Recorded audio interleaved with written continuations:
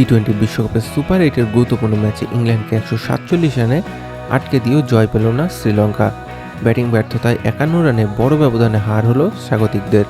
আগে ব্যাট করে নির্ধারিত 20 ওভারে 9 উইকেটে 147 রান তোলে ইংল্যান্ড। টসে জিততে ফিল্ডিং নেয় অধিনায়ক দাসুন সানাকা, আর শুরুতেই চাপে ফেলে দেয় ইংলিশ ব্যাটারদের। দ্রুত ফেরেন Jos Buttler, Jacob Bethell, Tom Banton, Harry Brook ও স্যাম কারানো। তবে এক প্রান্ত আগলে রাখেন ফিল সল্ট। 40 বলে 62 রানের দুর্দান্ত ইনিংস খেলেন তিনি। উইলস জ্যাকসন যোগ করেন 14 বলে 21 রান।